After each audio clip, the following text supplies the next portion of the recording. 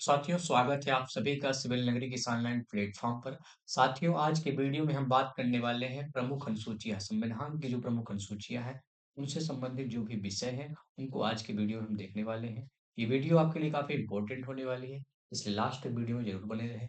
तो चलिए शुरू करते हैं अपने वीडियो को और देखते हैं संविधान की प्रमुख अनुसूचियां कौन कौन सी है। साथियों, ये टेबल बनी हुई है। इस टेबल में एक तरफ अनुसूचियां और एक तरफ सब्जेक्ट यानी विषय जो लिखा हुआ है। हम देखते हैं पहली अनुसूची में क्या है, फिर उसके बाद देखेंगे दूसरी, उसके बाद अन्य जो भी महत्वपूर्ण अनुसूची है उनको हम देखने वाले हैं। साथियों, जो पहली अनुसूची है साथियों जो पहली अनुसूची है वो किससे संबंधित है? राज्यों एवं संघ राज्य जो क्षेत्र हैं उनके नाम एवं अधिकार क्षेत्र का जो भी उल्लेख किया गया है वो पहली अनुसूची में किया गया है। आर्टिकल कौन कौन से हैं? आर्टिकल इसमें 1 से 4 तक। आर्टिकल एक से 4 तक। ठीक। साथियों, जो दूसरी अनुसूची है वो विभिन्न संवैधानिक पदों यानी कि राष्ट्रपति, राज्यपाल, सुप्रीम कोर्ट एवं हाई कोर्ट के जो भी जज हैं, सीएजी एवं उनके वेतन भत्ते संबंधित जो भी प्रावधान किए गए हैं दूसरी अनुसूची में किए गए हैं। पहली अनुसूची को तैयार कैसे करना है? पहली अनुसूची मतलब फर्स्ट फर्स्ट को कैसे तैयार करेंगे? इसको तैयार करने के लिए आप रिलेट कर सकते हैं one use union. One use is union. Union से क्या आ गया? संघ आ गया। यानी कि राज्य एवं संघ राज्य क्षेत्र के जो भी नाम है, अधिकार क्षेत्र है, उनकी बात किस में की गई है? पहली अनुसूची में की गई है। आर्टिकल कौन से हैं? आर्टिकल 1 से 4 तक। तो किस में शामिल है? पहली अनुसूची में शामिल है। दूसरा है दूसरी अनुसूची कैसे तैयार करने हैं? वो है टू इज दो से आप क्या तैयार कर सकते हैं? क्या दो? वेतन भत्ते दो। दो से वेतन भत्ते दो। वेतन भत्ते दो। वेतन भत्ते दो। ठीक। इसके वेतन भत्ते की बात की गई है किस? संवैधानिक पद जैसे कि राष्ट्रपति हो गए, राज्यपाल हो गए, सुप्रीम कोर्ट एवं हाई कोर्ट के जो भी जज हो गए, सीएजी हो गए, इनके इनके वेतन भत्ते की बात किसमें की गई है? दूसरी अनुसूची में की गई है। अगला है तीसरी अनुसूची। तीसरी अनुसूची में क्या है? विभिन्न उम्मीदवारों जैसे कि आपके केंद्रीय मंत्री हो गए, सांसद हो गए, विधानमंडल के जो भी सदस्य हो गए यानी कि विधायक हो गए, सीएजी हो गए, इन सुप्रीम कोर्ट एवं हाई कोर्ट के जो भी जज हो गए, इनके शपथ की बात किसमें की गई है? वो आपकी तीसरी अनुसूची में की गई है। इसको कैसे तैयार करना है? तीसरी से तीसरी मतलब थ्री, और थ्री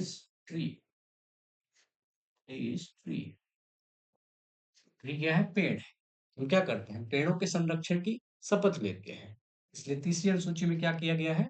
शपथ एवं प्रतिज्ञान से संबंधित जो भी प्रारूप है वो तीसरी अनुसूची में शामिल किया। किसके शपथ की बात की गई है? केंद्रीय मंत्री एवं राज्य मंत्री, साथ ही साथ सांसद एवं विधायकों के शपथ की बात जो है तो आपके तीसरी अनुसूची में की गई है। अगला है चौथी अनुसूची। चौथी अनुसूची में क्या किसकी बात की गई है? राज्यसभा में सीटों का आवंटन किसके किसकी सीटों का आवंटन? राज्यसभा में। इसके बाद की गई है राज्यों एवं केंद्र शासित प्रदेशों के लिए राज्यसभा में कितनी सीटें आवंटित होंगी? किसमें बात की गई है? चौथी अनुसूची में बात की है। इसको तैयार कैसे करना है? चौथी अनुसूची को फोर इज बोर, यानी कि हम जो है तो राज्यसभा का जो चैनल होता है पहले आता था, उसको हम देख के क्या है बोर हो गए हैं सुन के। तो चौथी अनुसूची से फोर इज बोर। तो राज्यसभा में जो सीटों का आवंटन किया गया है किस अनुसूची में किया गया है? वो चौथी अनुसूची में किया गया है। ठीक। अगला है पांचवी अनुसूची। पांचवी अनुसूची में किसकी बात की गई है? अनुसूचित एवं जनजाति जो क्षेत्र है उनके प्रशासन एवं नियंत्रण की बात की गई है। किसमें की गई है? पांचवी अनुसूची में बात की गई है। और भाग कौन सा है? तो भाग ये है तो भाग 10 है। ये आर्टिकल जो है तो 244 है। और इसमें लगभग 10 राज्यों के अनुसूचित क्षेत्रों के प्रशासन की बात की गई है। और 10 राज्य मध्य प्रदेश है, छत्तीसगढ़ है, आंध्रा है, तेलंगाना है, झारखंड हो गया, गुजरात है, महाराष्ट्र है, राजस्थान और उड़ीसा की बात की गई है। इसको तैयार कैसे करना है? पांचवी से फाइव, और फाइव इज हाइव। हाइव किसके हाइव की बात की गई? मधुमक्खी के छत्ते की बात की गई है। यानी कि इसमें जो है तो जो 5वीं अनुसूची में होंगे उन्हें क्या है, सुरक्षा कवच मिला हुआ है।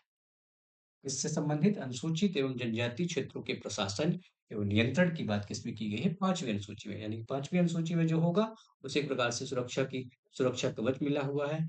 5 इज 5। अनुसूचित क्षेत्र घोषित कौन करेगा, इसकी ताकत राष्ट्रपति के पास है। ठीक है, किस भाग में है, तो भाग 10 में 10 राज्य हैं और इसमें अनुच्छेद 244। ठीक, अगला है 6वीं अनुसूची।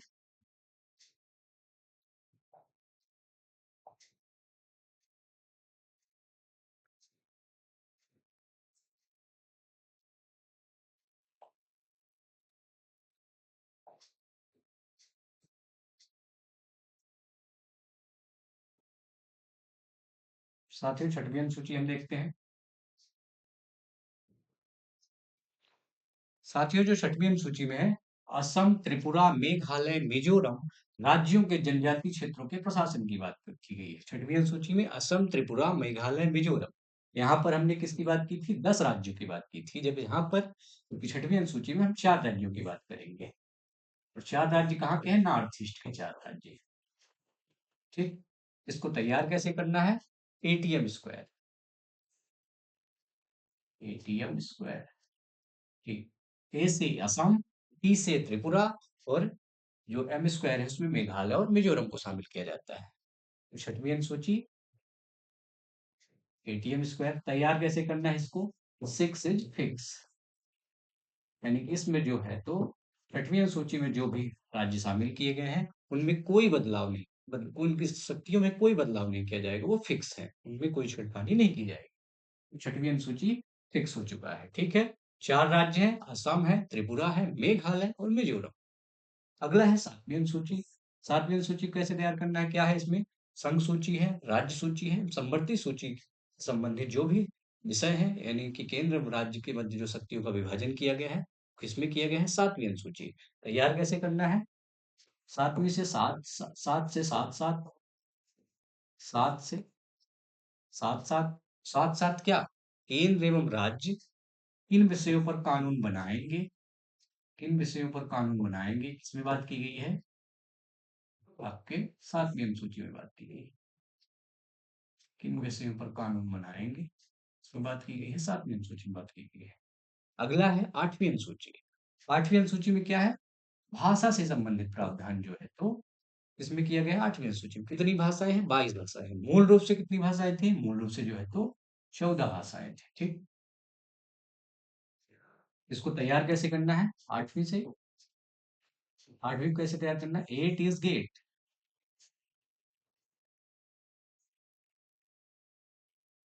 और जब आप गेट में जाते हैं, मतलब कोई भी ऐतिहासिक स्थल है, तो उसमें क्या है, भाषा, भाषा में कुछ चीजें लिखी होती हैं, यानी कि हिंदी में भी लिखी रहती है, इंग्लिश में भी लिखी रहती है, कुछ लोकल लैंग्वेज जो होती है उनमें भी लिखी रहती है। इसलिए भाषा संबंधी जो भी प्रावधान किया गया है वो 8वीं अनुसूची में किया गया है। कितनी भाषाएं, 22 भाषाएं। मूल रूप से कितनी थी, 14 भाषाएं थी। बाद में कौन सी जोड़ी गई, 21वें संविधान संशोधन द्वारा सिंधी को जोड़ा गया, ठीक, 1967 में। उसके बाद 71वां संविधान संशोधन, जिसमें कोंकणी, मणिपुरी और नेपाली को जोड़ा गया। उसके बाद 92वां संविधान संशोधन, जिसमें हमने बोडो, डोगरी, मैथिली और संथाली को जोड़ा, क्योंकि 2003 में। ठीक, ठीक, इस प्रकार से कितनी भाषाएं होंगी, 22 भाषाएं होंगी। अब ये जो नौवीं अनुसूची है, इसको कब जोड़ा गया था, इसको 1951 में जोड़ा गया, 1951 में, 1951 में जोड़ा गया।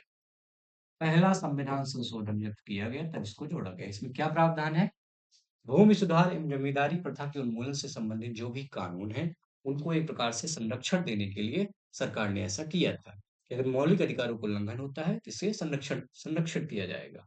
इसके लिए क्या जोड़ा गया, आर्टिकल 31 बी जोड़ा गया, यानी कि मौलिक अधिकारों का उल्लंघन नहीं माना जाएगा। अगर कोई भी राज्य या केंद्र भूमि सुधार के लिए कोई भी कानून बनाता है तो मौलिक अधिकारों का उल्लंघन नहीं माना जाएगा। ठीक, तो इसको तैयार कैसे करना है, नौवीं को, 9 इज फाइन, 9 इज फाइन, यानी कि सब कुछ बढ़िया करने के लिए ये जोड़ा गया है नौवीं अनुसूची को।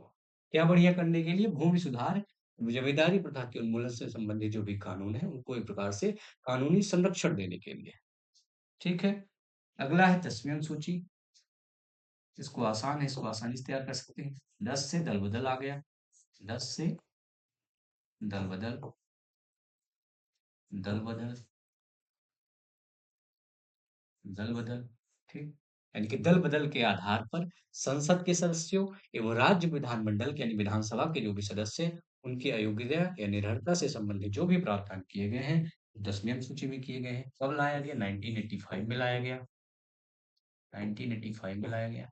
कौन-सा संविधान संशोधन करना पड़ा इसके लिए? 52वां संविधान संशोधन करना पड़ा। ठीक है? अगला देखते हैं।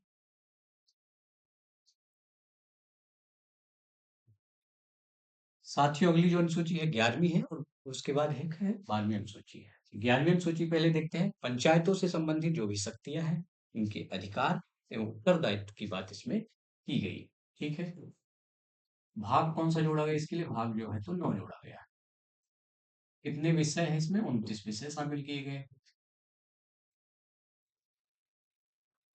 29 विषय शामिल किए गए। कब लाया गया ये? 73वां संविधान संशोधन इसके लिए करना पड़ा 1992 में। इसको तैयार कैसे करना है? तो 11वीं से 11, 11 यानी कि आप इसको मान लीजिए 11 पीएम, यानी कि आप जो है तो 11 पीएम यानी 11 बजे आप कहाँ पहुँचते हैं? पंचायत भवन पहुँचते हैं। ठीक? ये रिलेट करना है आपको ताकि आसानी से याद रख सकें आप लंबे टाइम तक। 12वीं अनुसूची कैसे तैयार करना है? नगर पालिकाओं की शक्तियाँ, उनके अधिकार एवं उनके उत्तरदायित्व की बात इसमें की गई है। 12वीं अनुसूची भाग कौन सा इसके लिए?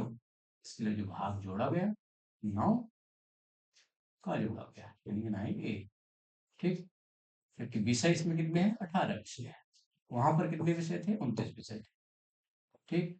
कौन सा अमेंडमेंट करना पड़ा? 74वां करना पड़ा 1992 में। ठीक, अब इसको कैसे तैयार करना है? इसी की तरह इसको तैयार कर लेते हैं कि 12 पीएम यानी कि आप 12 बजे जो है तो नगर पालिका पर पहुंचते हैं जो कि शहर में है, तो 1 घंटे का आपको टाइम लगा। इसको आप ऐसे रिलेट कर सकते हैं। 11वीं अनुसूची को 11 पीएम से, 12वीं अनुसूची को कैसे तैयार करेंगे?